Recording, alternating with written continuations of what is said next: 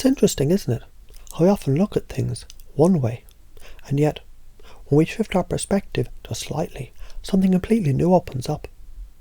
You may have noticed when you focus on something, a belief, a feeling, or even an experience, you see it through the lens of what you know. You might even think that you're stuck in a certain way of seeing things. But here's the fascinating thing about how we perceive the world. The moment you start to redefine what you're seeing, you realise you were never stuck at all. Think about it. You may have had a fear, let's say, the fear of public speaking. You could say, I'm afraid of speaking in front of people. You could go on and on about how terrifying it is. But what if, just what if, you realised it's not the people causing the fear, but the way you're representing the people in your mind? Isn't it possible, once you change the image of those people in your mind, you start feeling something completely different? It's like looking at a picture on a wall. From one angle, it might look one way, but when you move just a little to the left or to the right, the whole picture changes. It's not the picture that changed, you just redefined the angle. And the angle, the perspective, shifts everything. The picture is still the same. It's the view that's transformed. So let's step back for a moment and notice this. When you feel fear about something, what you're doing is you're constructing a mental picture, a representation of the situation. If that picture is framed with all things you fear, it's easy to see why the emotion floods in. Now ask yourself, what if I could change the picture?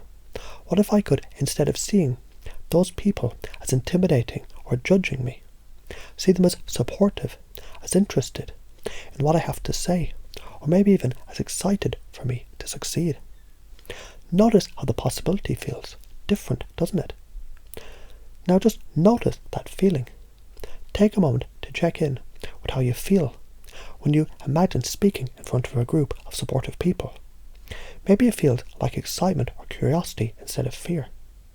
And if you find it interesting, how easy that shift can happen, it's because you've just redefined the whole experience, using the same components, but in a different arrangement, a different perspective. This is the core of what we do when we reframe. We take something that seemed fixed, a belief, an experience, a fear, and we shift it. It's no longer that rigid, stuck thing. It becomes something flexible, something that can change with the right questions, the right perspective. It's not that you stop feeling nervous, it's that you begin to feel excited instead. It's not that you stop seeing people as judging you, you see them as curious.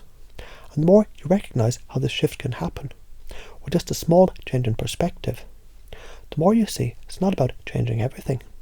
It's about redefining the meaning that you give to things. And in every interaction, whether you're selling something, persuading someone, or just having a conversation, notice the way language works. You're not just using words, you're creating the experience for the other person. Imagine for a moment a conversation where you say, is it possible, when you think about public speaking, you're really just imagining how you might appear to others? And what if that picture could change with just a little shift? What if you could imagine them listening to you with curiosity rather than judgment?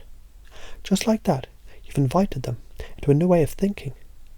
They've come to the conclusion themselves, and because they created it, they won't resist it. That's the beauty of reframing or redefining. It isn't about telling someone how they should feel. It's about creating a space where they can discover it themselves. And isn't that the secret? The magic happens when people, they choose the new belief, the new feeling, the new perspective, and they never resist it because it's theirs, not yours. Now let's turn to another powerful tool. The idea that everything is driven by feelings. Yes, everything we do is in response to a feeling. Maybe you think you're buying a product because it's on sale. What you're really buying is the feeling you get when you have it. It's the emotional payoff that moves people. Whether it's the rush of excitement, the calm of comfort, or the security of certainty. So ask yourself, what would happen if you focus more on helping people, achieving the feeling they crave, rather than simply offering them a product or a service?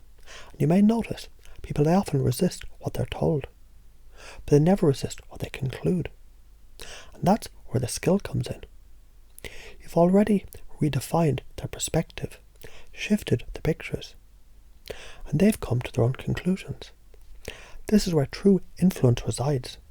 The belief becomes theirs, and they don't even know it's happening, and yet they're changing.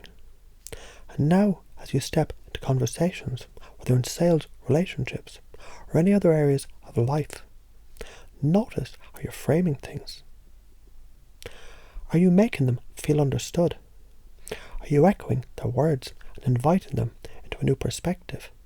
It's not about forcing change, it's about guiding it gently, with soft questions that allow them to discover a new way of seeing things.